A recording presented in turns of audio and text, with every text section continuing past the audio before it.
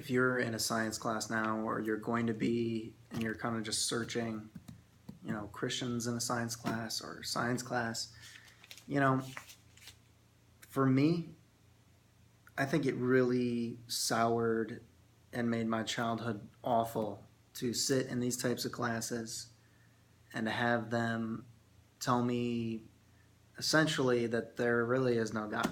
I mean, it's cute that you have a religion, but there really is no God. And I'm reading this book here. I'm just gonna, I guess, turn on and off the camera as I read through it, just to comment on anything that really sticks out to me. I'm sure not many people will be super interested in this, but this is a big problem for the United States of America and for the world. It's a big problem, this evolution, this teaching these people that there is no afterlife, that science can't study that. I'm going to get to that because they already, on page 2 of chapter 1, already go right at it. To say that we're animals, that we are in our brains and they will rot. Indeed, they will, but we are not merely in our brains. That's a lie. So that say that you're an animal, there's no consequences. Basically, truth is whatever we want it to be, and then you give kids psychotropic drugs, and you wonder why they hate you. They shoot up schools, they kill themselves, they do drugs, they do all the sex they want, they do all the perversions they want, and everyone's kind of wondering, oh, things are changing. I wonder why it is. It's evil Donald Trump. It's those evil Republicans. It's those stupid Christians and all the other. I mean, this is a direct result of telling people that there is no afterlife. There's no meaning there's no consequences. Evolution is a fact, meaning there really isn't a creator. There's the Hugh Rosses of the world. Dr. Hugh Ross wants to stuff in evolution into Genesis, but the text, it doesn't bear it out. That's the position I hold. It just simply doesn't. And I'll say scientific fact bears out the Genesis account. It doesn't bear out evolution, the hypothesis of evolution. It doesn't bear out billions of years, and the fossil record doesn't, the geology doesn't, the astronomy doesn't. None of it does. So this is a big problem, and I feel your pain. If you're a student, I feel your pain because it really messed with my head. I grew up in a congregational church in Avon, Connecticut, Avon Congregational Church. It's still there, and I visited it. It has just slidden. It now is a declining church. It's pastored by a woman, which is an unbiblical position for femininity to hold, meaning not that masculinity and femininity, they're not one better than the other. We got to make them equal. They are equal. They're equal. But there's differences, and those differences are celebrated, and good things, good differences. Please. Compromise on one thing, compromise on the other thing. You're going to go down. Read Revelation and Christ, how he deals with each individual congregation under an angel, angelos, under their overseer. He deals with each and every one of them. And today is no different. So you compromise on this, and they told me one thing. I believed in church.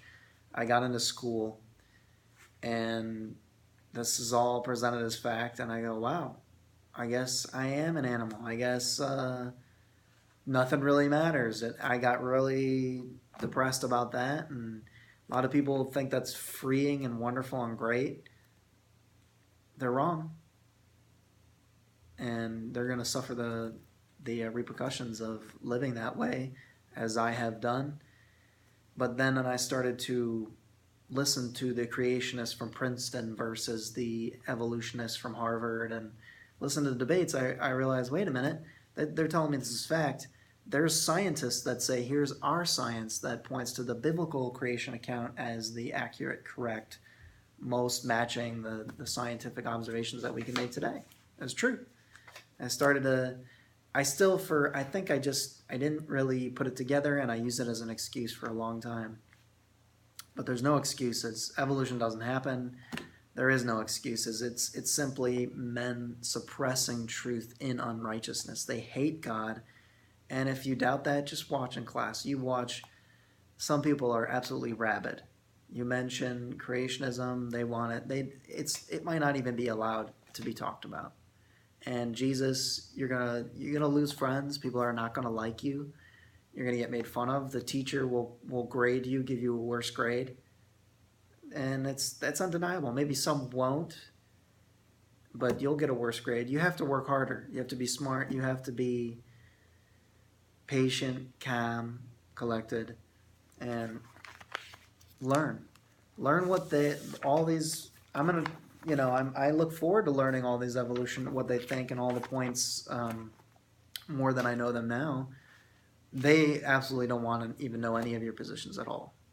So don't worry about them. You're going to get negativity, and God will use it to build you up and provide endurance for your faith and raise you up.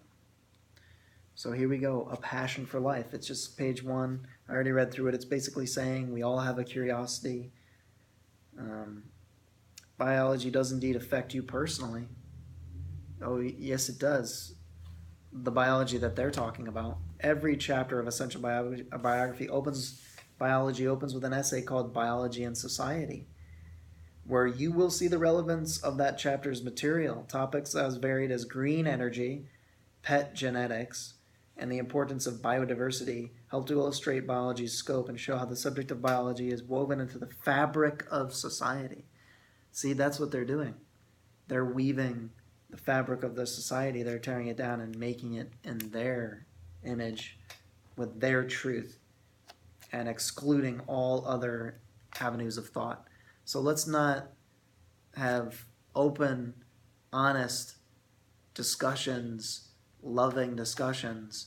These are often hate-filled thoughts on both sides. Can be, but if you're in the Spirit, you got to understand and be patient, extra patient, more patient than anybody else, really. You have to call upon the Father for that patience. You have to encourage one another. Doing things like this encourages me, just even if I'm talking to myself here. It just really does. And let's see. Throughout Essential Biology, we will continuously emphasize these connections, pointing out many examples of how each topic can be applied to your life and the lives of the people you care about, which I can't imagine. I go to the next page. Where was it? Talking about invasive species. What does that even mean? If this is all accidents, random chance processes, nothing's really, what does it matter? What any sea life does, what does it matter if anyone's curious about this or not? This is very crucial to them, because this right here is an apologetic. This is what do people say? The religious. This is evangelizing. So they're evangelizing you. These agnostics, atheists, secular humanists, meaning they start with there's no God.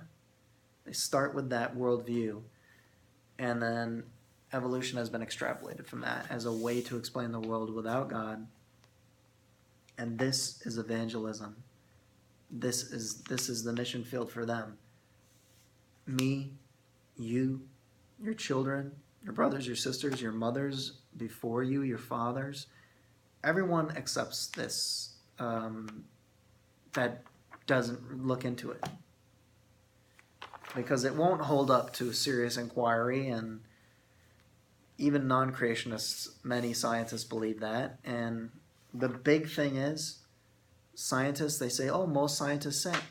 Well, if you go against this and you're a scientist, you will be pushed out. You will be attacked. You will be, funding will be lifted from you. You will not be allowed to research on certain sites. There's an example of a geologist, a very secular school credentialed geologist, nothing strange about the man, except he's a creationist.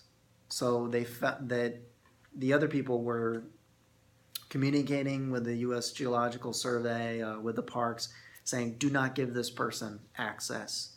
He is a creationist." So you are attacked. You are pushed out of positions. You won't be hired some places. You'll be fired other places. They are extremely aggressive at this time against creationists. So you have to take that into account when you say that most scientists don't believe that. Well, who really? I mean, you can maybe approximate, but again, this is just taught to them, and people just accept it. They're not presented with another view, and certainly this book doesn't present any other view. We're about to see it right here. Let's see.